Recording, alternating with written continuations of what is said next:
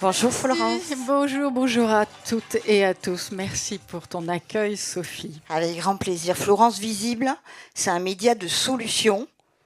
On t'écoute. Visible, c'est un média d'information féminin, positif, engagé.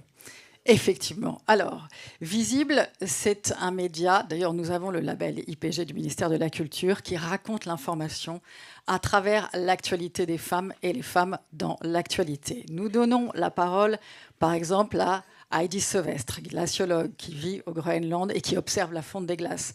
Nous donnons la parole à Salomé Saakashvili, présidente de la Géorgie, qui raconte ce qui se passe et la tension, évidemment, aux portes de son pays et maintenant à l'intérieur de ce pays, et avec déjà 2014. Nous donnons la parole aussi à, par exemple, Margot Robbie, qui est la productrice de Barbie. Elle ne se contente pas de faire l'actrice, elle va au-delà, elle crée une structure de production.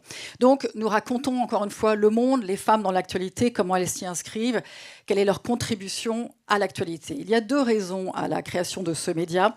La première, c'est d'agir sur la visibilité des femmes.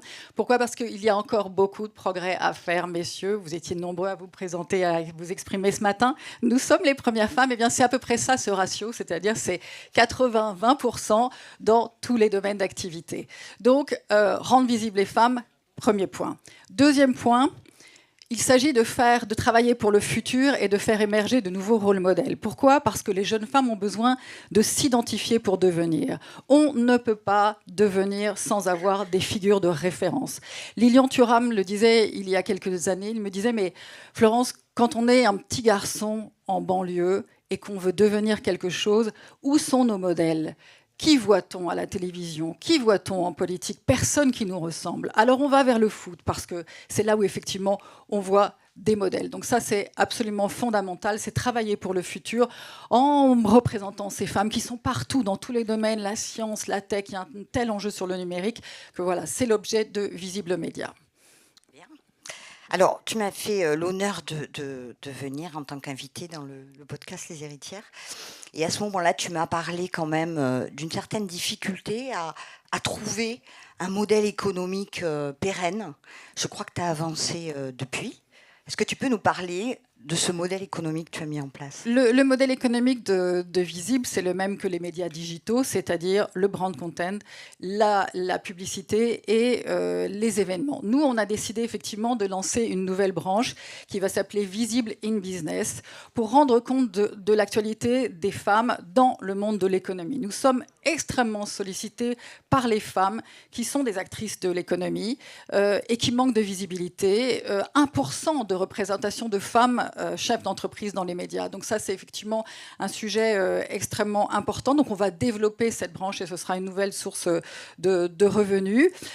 Si nous faisons, nous, Visible Média, aussi, c'est pour répondre aux enjeux qui ont été énoncés depuis le début de cette matinée, c'est-à-dire au nom de la complémentarité des intelligences. Aujourd'hui, nous sommes face à des défis qui ont été cités, des défis d'une crise sociale, une crise sociétale, une crise de démocratie, une crise environnementale.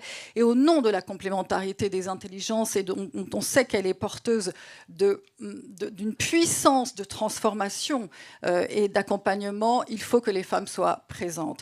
Donc il y a une phrase que nous aimons beaucoup chez Visible, qui est celle de Christine Lagarde. Elle dit « L'intelligence des femmes n'est ni mieux, ni moins bien, ni supérieure, ni inférieure à celle des hommes.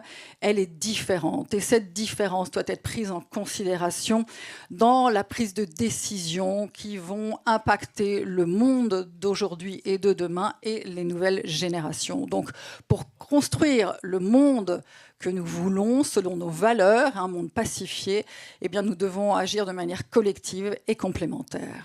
Merci infiniment, Florence. Merci beaucoup. À vous. On peut applaudir.